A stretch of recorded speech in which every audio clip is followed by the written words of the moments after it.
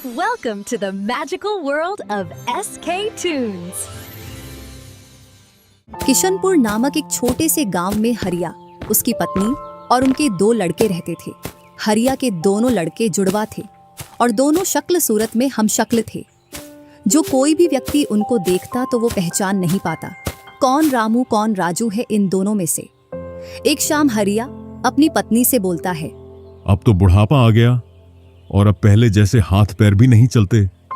हाँ, अब आपकी और मेरी उम्र हो गई है। अब मुझसे भी घर का काम नहीं होता। क्यों ना रामू और राजू के लिए सुंदर लड़कियां देखकर उनकी शादी कर दी जाए। हाँ भाग्यवान, तू बोल तो सही रही है, लेकिन मुझे रामू की फिक्र है क्योंकि उसे काम में आलस आता है और वह कैसे अपना गुजारा कर पाएगा। बातें करते करते दोनों सो जाते हैं।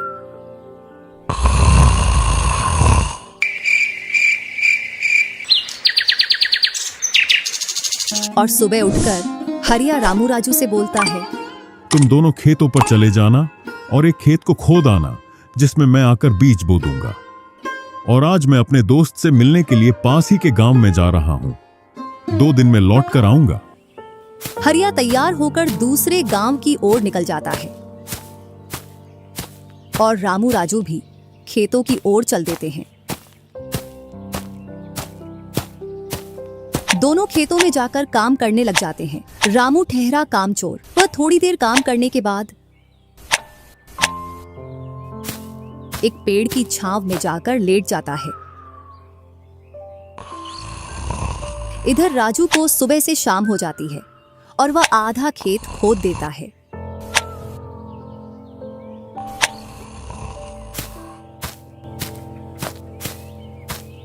और हरिया भी अपने दोस्त के पास पहुंच जाता है। अरे भाई हरिया, कैसे आना हुआ? तुझसे मिलने की इच्छा हुई तो मिलने आ गया। चल अच्छा है, पहले भोजन करते हैं, इसके बाद गप्पे लड़ाएंगे। दोनों साथ में भोजन करते हैं।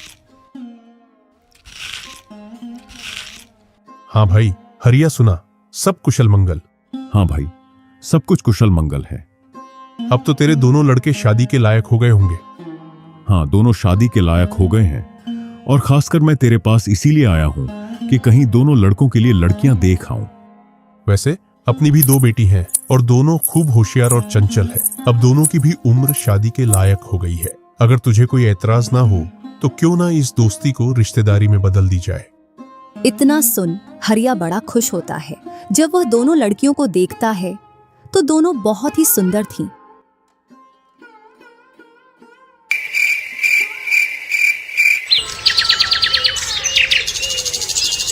सुबह होते ही हरिया अपने दोस्त से बोलता है, मैं जल्द ही मेरी बहुओं को लेने आऊंगा। इतना बोलकर हरिया अपने गांव की ओर चल देता है। इधर रामू और राजू भी अपने खेतों पर काम करने के लिए आ जाते हैं और रामू पेड़ की छांव में जाकर सो जाता है। इधर राजू अपने काम में लगा रहता है। शाम होने को आ जाती है और हरिया भी अपने खेतों के पास आ जाता है। रामू की आंख खुलती है तो हरिया उसको आता हुआ दिखता है,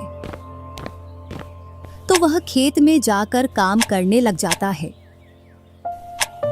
चलो घर, अब शाम हो गई और खेत भी पूरा खुद गया है।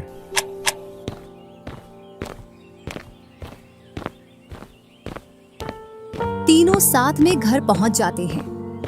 हरिया अपनी पत्नी और दोनों लड़कों को बताता है कि वह इन दोनों की सगाई पक्की कराया हूं।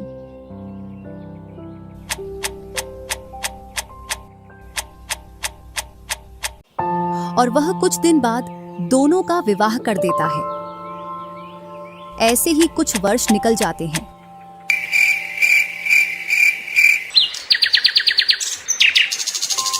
हरिया और उसकी पत्नी का स्वर्गवास हो जाता है और दोनों भाई जमीन और घर का बंटवारा कर लेते हैं।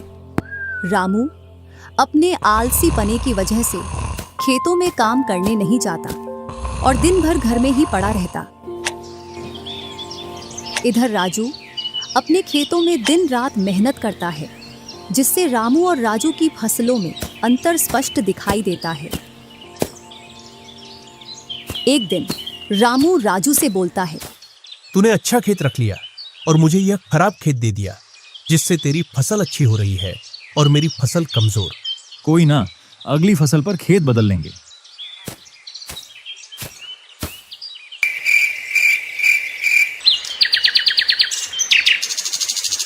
अगली फसल पर रामू राजू से खेत बदल लेता है और एक खेत ज्यादा ले लेता है।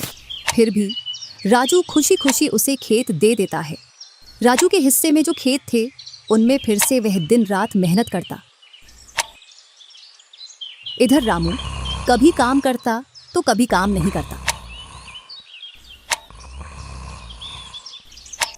रामू के पास बीज खरीदने के भी पैसे नहीं थे, तो वह पैसे लेने के लिए जमींदार के यहाँ चला जाता। जमींदार जी, कुछ पैसे उधार चाहिए थे, जिससे मैं अपने खेतों के लिए बीज ले आता और फसल आने पर मैं आपको पैसे लौटा देता। क्यों नहीं भैया, लेकिन आपको 2% ब्याज देना पड़ेगा। जी जमींदार जी, मैं ब्याज दे दूंगा। जमींदार रामू को पैसे दे देता है और रामू उनसे कुछ बीज लाकर अपने खेतों में बो देता है।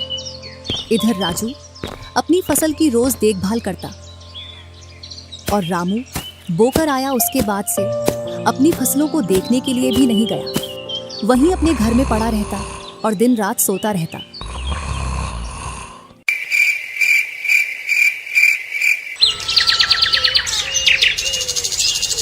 एक दिन जब फसल पकने का समय आया तो वह अपनी फसल देखने के लिए खेतों पर गया और फसल देखकर बोला, अरे इतनी कमजोर फसल!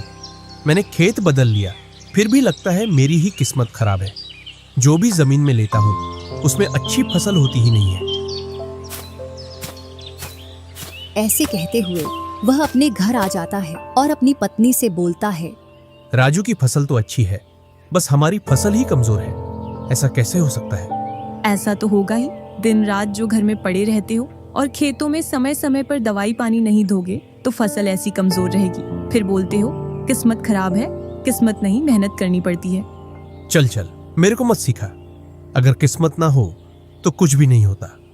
अगर मेहनत से कोई बड़ा बनता तो सबसे पहले गधा बड़ा बनता, क्योंकि उसके बराबर कोई मेहनत नहीं करता। और जो मजा जिंदगी में सोने में है वह मजा और किसी चीज में नहीं। बस इनको तो सुला दो, सोने के अलावा और कोई काम ही नहीं है।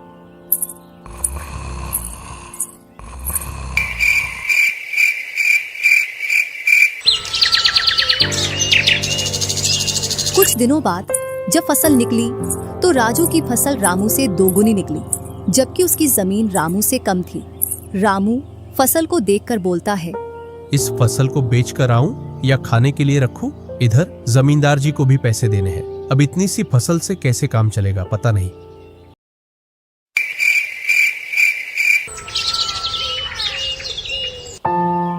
एक दोपहर रामू सो रहा था, तभी उसका गेट किसी ने खटखटाया। पता नहीं कौन भरी दोपहर में नींद खराब करने के लिए आ गया। जैसे ही वह गेट खोलता है तो सामने जमींदार खड़ा दिखता है। क्या यह रामू का घर है? रामू ने सोचा, क्यों ना मैं इसे राजू के घर पहुंचा दूं। यह मुझे पहचान भी नहीं पाया। मैं तो राजू हूँ, वह वाला घर है रामू का। जमींदार सामने वाले घर पर जाकर गेट को खटखटाने लगता है। राजू गेट खोलता है और बोलता है, क्यों भाई, इतनी तेज गेट को क्यों खटखटा रहे हो? मैंने आपके रुपए लेकर खा लिए क्या? हाँ भैया रामू, तुमने मेरे जो पैसे लिए थे उन्हीं को लेने के लिए आया हूँ। तुमने बोला था फसल आने पर पैसा लौटा देंगे, जो तुमने अभी तक नहीं लौटाया। क्या जमींदार जी, आप भी दोपहर में नशा करके आ गए? मैंने कब आपसे पैसे उधार लिए? क्या तुम ही रामू हो? नहीं, मैं तो राजू हूं। रामू तो सामने वाले घर में रहता है।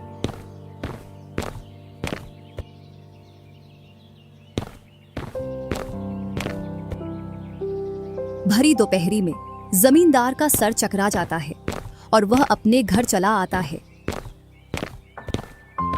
और घर पहुंचकर मुनीम से बोलता है, ऐसा लगता है मुझे कि जो पैसे रामू के दिए थे वह पैसे अब लौट कर नहीं आने वाले।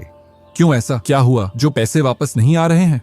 रामू और उसका भाई दोनों हमशक्ल हैं और दोनों बोल रहे हैं कि रामू वह है, रामू वह है।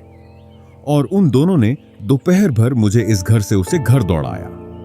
जमींदार जी, पैसे निकालने की मेरे पास एक स्कीम है। बोलो, कौन सी स्कीम है?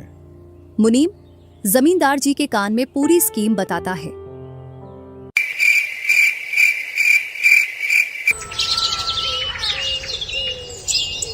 दूसरी सुबह जमींदार यूं बेगानी रोशनी में कब तलक कोई जिए, सांसों में झनकार हो तो दिए जल उठते हैं, झांझरों में कंगनों में दिए जल उठते हैं। आजा पिया जलते दिए, बितानी तेरे साई में, जिंदगानी बितानी तेरे साई में